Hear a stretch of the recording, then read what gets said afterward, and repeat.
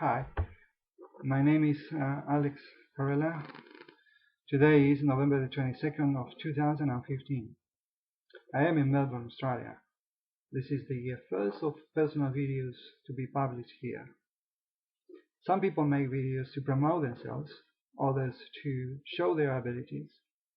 Some believe that it will give them a broader audience to deliver an important message. In my case, it's not only about that. It's also about to put a face and a voice to what I'm expressing on my Twitter account called Caster2007. At the same time, clarify certain things I've heard over the years about me and close relatives. I'll start by saying that I immigrated to Australia from Argentina in December 2003, fleeing a catastrophic financial crisis which left me unemployed after my last role as finance manager at John D. Credit in February 2002.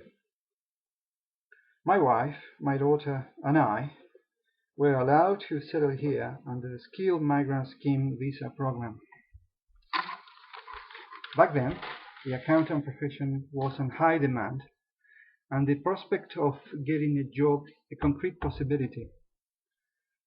In order to obtain that visa, I paid fees and expenses in excess of 10,000 American dollars to a migrant agent called Michael Booney.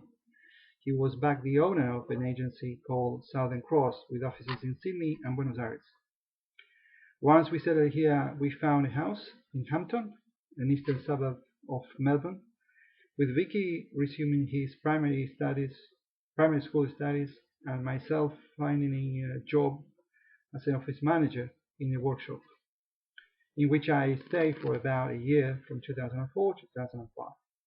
Afterwards, I worked in different accounting roles, mainly on contract basis, and also finished studies to become CPA member online through Open Universities Australia.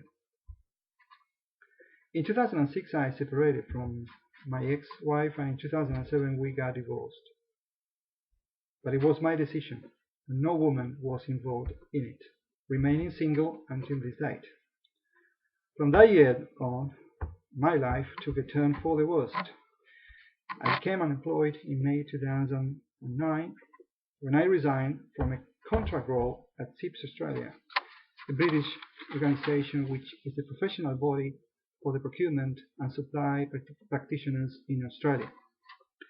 It was only a 10-month role, but after that nobody offered me a job, with some brief contracts until today, 1 month in 2010 and a few days late last year. Evicted from the house I rented in November 2009, I have been living under very precarious conditions, with only the money provided by the welfare of this country, which covers the very basic needs and is meant to cover temporary shortage of work, which is not my case, being unemployed for more than 6 years and a half by now.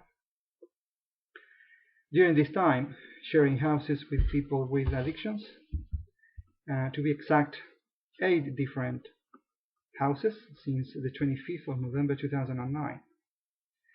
More importantly, enduring the isolation from family and friends with whom I lost contact, especially my daughter, who I don't see since April 2009. I resumed phone contact with her though since June this year, but I'll come back later to that on the next video. But so far, nobody has been able to explain any of this.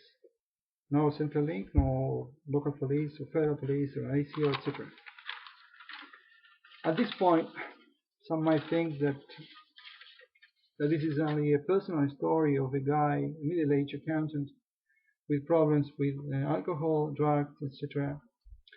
And that is not the case. And precisely is what I've been fighting over the last years, over the last months, especially with Centrelink. They tried to put me out of assistance until August next year, and I was able to revert back that decision from them.